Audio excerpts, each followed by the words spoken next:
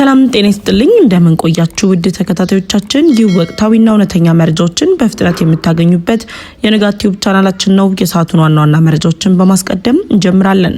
የዓለም ባንክ ለኢትዮ ጅቡቲ ኮሪደር አጸደቀ። የሚሊዮን ዶላሩ ፕሮጀክት የአውሮፓ ህብረት አስቸኳይ ጥሪ ለኢሳያስ በኤርትራ ጦር ላይ ምርመራ ተጠየቀ። አየር መንገዱ በእጁ አስገባ። ዘመናዊ አውሮፕላን ኢትዮጵያ ተረከበች። ለቱሪዝሙ አዲስ ምዕራፍም ተከፍቷል። የእስራኤል አዲስ እቅድ በበርበራ ወደብ አስደገኞቹ ሰርጓጅ መርከቦችም ሊሰማሩ ነው።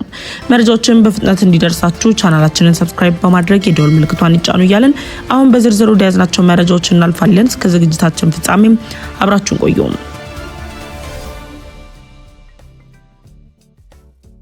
የዓለም ባንክ ለኢትዮ ጅቡቲ ኮሪደር አጸደቀ። የሚሊዮን ዶላሩ ፕሮጀክት በአፍሪካ ቀንድ ከሚገኙ ከፍተኛ የሆነ ኢኮኖሚ እንቅስቃሴ ካለባቸው ሀገራት ተርታ የምትሰለፈው ጅቡቲ ከዓለም ባንክ አዲስ የምስራች ሰምታለች። በኢትዮጵያና በጅቡቲ መካከል እያደገ የመጣውን የሁለትዮሽ ግንኙነት ተከትሎ እየተገነቡ ያሉ የተለያዩ ግዙፍ ሜጋ ፕሮጀክቶች ላይ ጥናት ሲያደርግ የቆየው የዓለም ባንክ ለጅቡቲ ኢትዮጵያ የመንገድ ኮሪደርን ለማሻሻል ተጨማሪ 45 ሚሊዮን ዶላር ማጽደቁን በድረገጹ አስነብቧል።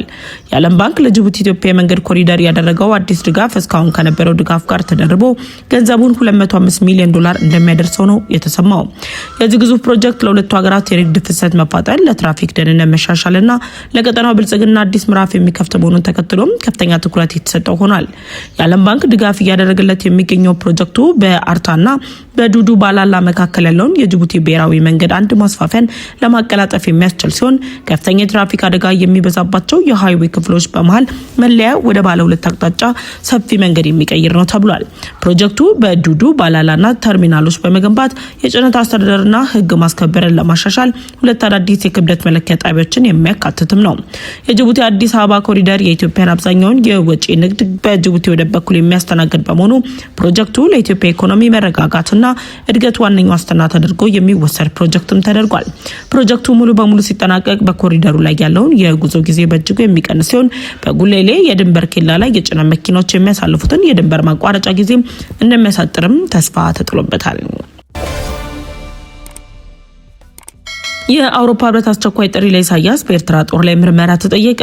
ለኤርትራው ፕሬዝዳንት ኢሳያስ አፈወርቂ ከአውሮፓ ህብረት አስቸኳይ ጥሪ መቅረቡ ተሰምቷል። የአውሮፓ ህብረትና የተባበሩት መንግስታት ድርጅት አሜሪካ ከኤርትራ ጋር ያላትን ግንኙነት በማሳደግ ማዕቀብ ለማንሳት እየተዘጋጀች መሆኑ እየተነገረ ባለበት በዚህ ወቅት ላይ ምርመራ ስራዎችን በኤርትራ መንግስት ላይ መጀመራቸው መነጋገሪያ ጉዳይ ሆኗል።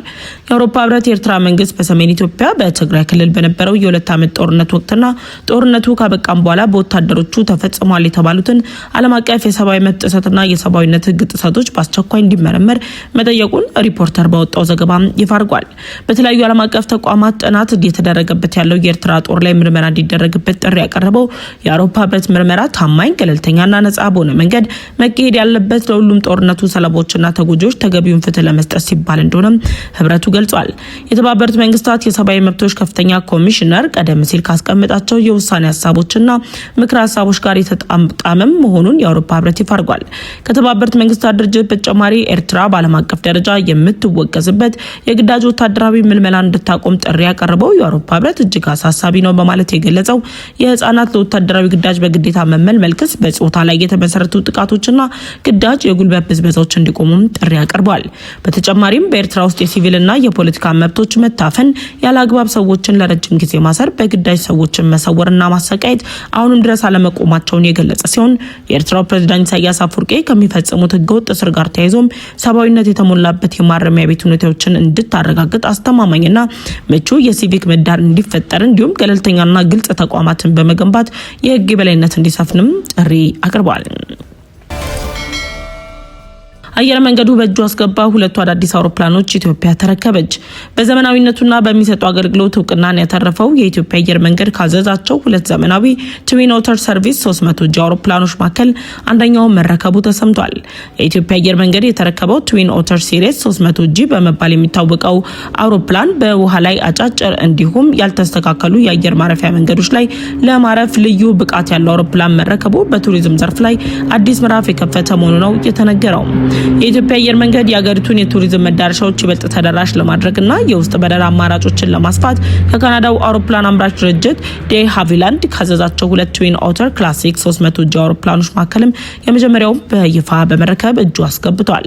እነዚህ አውሮፕላኖች በቱሪዝም ዘርፍ ላይ መነቃቃትን በመፍጠር እንደ የገበታ ለሀገርና ገበታ ለትውልድ ያሉ የቱሪስት መዳረሻዎችን ኮይሻ፣ ጎርጎራ፣ ወንጪና ሌሎች የሐይቅ ዳርቻ ሪዞርቶችን ለሚጎበኙ ጎብኚዎች አዲስ እይታን የሚፈጥር ሲሆን አውሮፕላኑ ከቱሪዝም ባለፈ ለአደጋ ጊዜ ለሕክምና አገልግሎትና ገጠራማ ለሆኑ አስቸጋሪ አካባቢዎች የሰብአዊ እርዳታ ለማጓጓዝ የሚያስችል አቅም የተላበሰ መሆኑም ነው የተነገረው። በተጨማሪም በተፈጥሮና ሰው ሰራሽ አደጋዎች ወቅት ፈጣን የሰብአዊ እርዳታ ለማቅረብ አስቸኳይ የሕክምና እርዳታ ለሚያስፈልጋቸው ወገኖች የሕክምና አገልግሎት ለመስጠት እንዲሁም መደበኛ የሲቪል አቪዬሽን ተደራሽነት ለሌላቸው ገጠራማ አካባቢዎች ትስስር ለመፍጠር በከፍተኛ ደረጃ ጥቅም ላይ እንደሚውልም ተገልጿል። በመጨረሻም የእስራኤል አዲስ እቅድ በበርበራ ወደብ አደገኞቹ ሰርጓጅ መርከቦች ሊሰማሩ ነው። ለራስ ገዟ ሶማሊላንድ የሉዓላዊ አገርነት እውቅናን የሰጠችው እስራኤል በሶማሊላንድ የሚገኘው የበርበራ ወደብ ላይ የባህር ኃይሏን ለማስፈር የሚያስችል የጦር ሰፈር ለመገንባት የሚያስችላትን ጥናት መጀመሯ ተሰምቷል። ከሳምንታት በፊት የየመኑ ሁቲ አማጺ ቡድን እስራኤል በበርበራ ወደብ ላይ የባህር ኃይሏን ለማስፈር የሚያስችል የጦር ሰፈር የምትገነባ ከሆነ በርበራ ወደብን ጨምሮ መላው ሶማሊላንድ በ4 ደቂቃ በሚሳኤል እንደሚያፈነዳ ቢዘትም እስራኤል ግን የጦር ሰፈር ለመገንባት የሚያስችል ዝግጅት መጀመሯ ነው የተነገረው። የራስ ገዟ ሶማሊላንድ የበርበራ ወደብ ላይ ኢትዮጵያ፣ አሜሪካ፣ እስራኤልና የተባበሩት አረብ ኤምሬትን ይበልጥ የሚያጣምርና የኢትዮጵያን የባህር በር ጥያቄ የምትደግፈው እስራኤልን የጦር ሰፈሯን መገንባቷ ተስፋ ሰጪ ተደርጎም ተወስዷል። በበርበራ ወደብ ላይ የተጀመረው የእስራኤል ዝግጅት በአካባቢው ለሚንቀሳቀሰው የኢራንና የየመኑ ሁቲ አማጺ ቡድን መርዶ ከመሆኑም በላይ የኢትዮጵያን የቀይ ባህር ጥያቄ ለሚቃወሙት ግብጽ፣ ኤርትራና ሶማሊያም ያልተጠበቀ መርዶ ሆኖባቸዋል። ዲፌንስ ኔትወርክ የተባለው የዜና ምንጭ እንዳመላከተው እስራኤል በሶማሊላንድ በሚገኘው የበርበራ ወደብ ላይ የባህር ኃይል ጦር ሰፈር ለመመስረት አማራጮችን እያጠናች መሆኑን የገለጸ ሲሆን ይህ የእስራኤል ጥናት ከሶማሊላንድ ጋር የተጀመረው አዲስ ግንኙነትም ይበልጥ ያጠናክራል ተብሏል። እስራኤል አዲሱን ጥናት መነሻ በማድረግ በቅርብ ጊዜያት ውስጥ ዶልፊን የተሰኘ ዘመናዊ ሰርጓጅ መርከቦቿን በበርበራ ወደብ እንድታሰማራ በር ሊከፍትላት የሚችል መሆኑን ተከትሎም የእስራኤል ጦር ሰፈር ግንባታ አይቀሬ መሆኑም ተሰምቷል። እስራኤል በሶማሊላንድ የባህር ዳርቻዎች የምታሰማራቸው ሰርጓጅ መርከቦች የተለያዩ የረጅም ርቀት ሚሳኤሎችን የማስወንጨፍ አቅም የተላበሱ ሲሆን በተለይም በእስራኤል የተሰራውና ቢያንስ 1500 ኪሎ ሜትር ርቀት መጓዝ የሚችለው ፖፖፓይ ቱርብ የተባለው የክሩዝ ሚሳኤል መታጠቅ የሚችል መሆናቸው ለበርበራ ወደብ ደህንነት ትልቅ ሚናን የሚጫወቱ ያደርጋቸዋል። የበርበራ ወደብ ስትራቴጂካዊ ጠቀሜታ የበርበራ ወደብን በቀጥታ ከየመን ትይዩ የሚገኝ በመሆኑ ለእስራኤል እጅግ ከፍተኛ ወታደራዊ ጥቅም የሚሰጥ ነውና እስራኤል በቀጠናውና በቀይ ባህር ላይ ለመውሰድ የምትፈልገውን ብልጫ እንድታገኝ የሚረዳት ነው።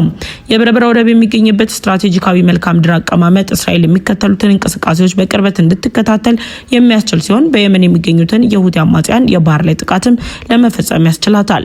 በመካከለኛው ምስራቅ አካባቢ የተፈጠረው ውጥረት ተከትሎም የኢራንን እንቅስቃሴ በኤደን ባህረ ሰላጤና በደቡባዊ ቀይ ባህር አካባቢ ላይ በመጠናከሩ እስራኤል ብልጫ ለመውሰድ የምታደርገው ጥረት ከኢራን ሊሰነዘር የሚችል ጥቃትን ለመመከት ቢያንስ አንድ የዶልፊን ሰርጓጅ መርከብ በፋሪስ ባህረ ሰላጤ ውስጥ አስቀድማ ማሰማራቷ የሚታወስ ሲሆን በቀጠናው የተሰማሩት መርከቦች በሜዲትራኒያን ባህር ላይ የእስራኤልን የነዳጅና ጋዝ ቁፋሮ መሰረተ ልማቶችን ለመጠበቅና ዋና ዋና የንግድ መስመሮችን ለመቆጣጠር የሚያገለግሉ ሲሆን እስራኤል የጦር ሰፈሯን በመገንባት ይበልጥ አቅሟን ለማጠናከር የሚያስችል እድልም ያጎናጽፋታል ነው የተባለው።